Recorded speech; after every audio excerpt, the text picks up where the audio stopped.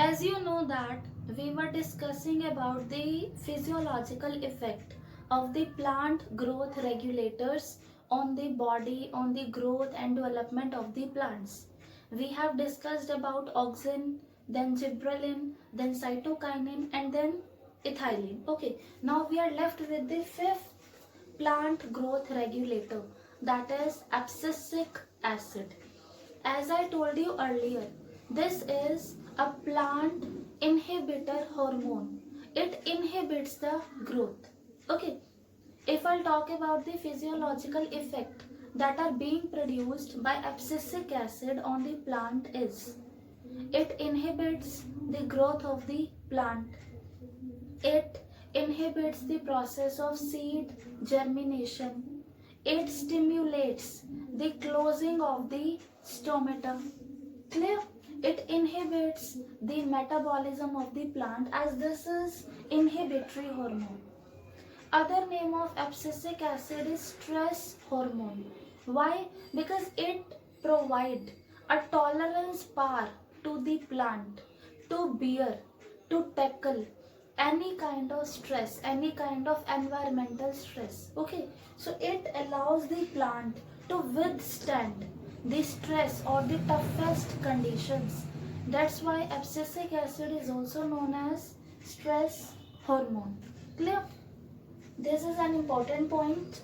Abscisic acid is responsible for the seed dormancy. Now, what do you mean by seed dormancy? Seed dormancy is a condition in which seeds they are able to withstand the unfavorable conditions. If the seeds are not getting adequate water, adequate conditions that they require to germinate, then they will not die. They can remain alive for so many years. That is, they are in a dormancy stage, and that is responsible for the due to the presence of abscisic acid. As soon as the seeds will get the favorable conditions, they will start germinating. And when they are not getting the favorable conditions, still they are alive. Okay, due to this abscisic acid. This is important for 1 mark.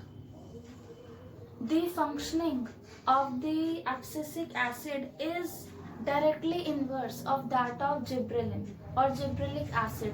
They both are antagonistic, they both are opposite in functioning. Now, if I talk about the discovery of all these 5 hormones, all these 5 plant growth regulators, then their discovery, it was a chance factor. It was an accidental factor. Okay, if I'll talk about the auxin, then there was a scientist named Charles Darwin and his son Francis Darwin. Okay, they were studying the coluptile of the canary grass. Suppose this is the canary grass. Coluptile, it is present, it is a sheath-like structure present on the tip of the canary grass. When they illuminated it with a light from a direction, then they observed that this coluptile, they bend towards the source of the light, like this. It was due to a hormone that is auxin. And later on, FW went, he extracted the auxin from the oat seedlings. Firstly, he extracted the auxin hormone. Okay, if I talk about the gibberellin, then actually there is a disease, Becane disease, that is a disease of rice seedlings. Okay, this disease is caused by a fungus named Gibberella fujikuroi. So now there was a scientist named E. Kurosawa. What he did,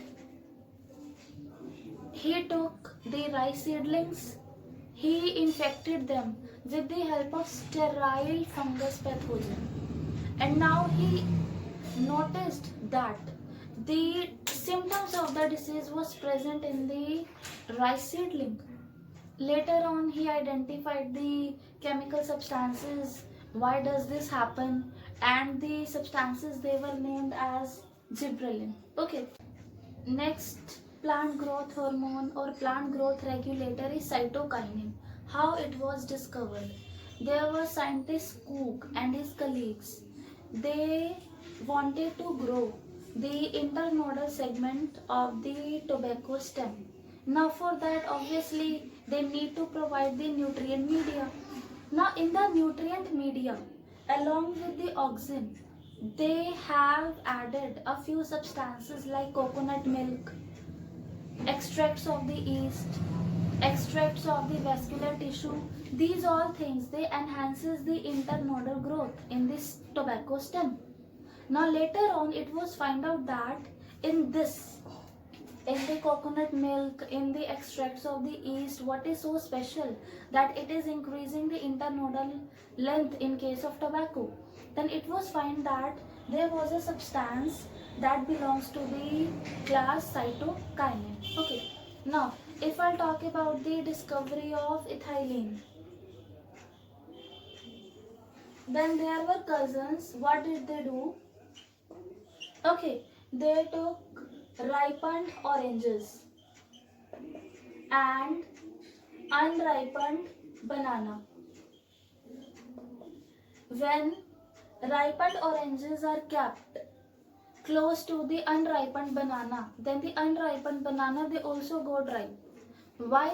Because these ripened oranges they are secreting, they are releasing a volatile substance that belongs to the ethylene, and then that ethylene is causing the ripening of those bananas. So from here the ethylene was discovered. If I talk about the abscisic acid, then three different researchers they extracted three different substances, that is inhibitor B, abscission second and dormin. But later on it was found that these all three they are having a similar chemical composition and they all were placed under a category of abscisic acid. So basically there was a chance discovery of all the plant growth regulators. Am I clear? Thank you.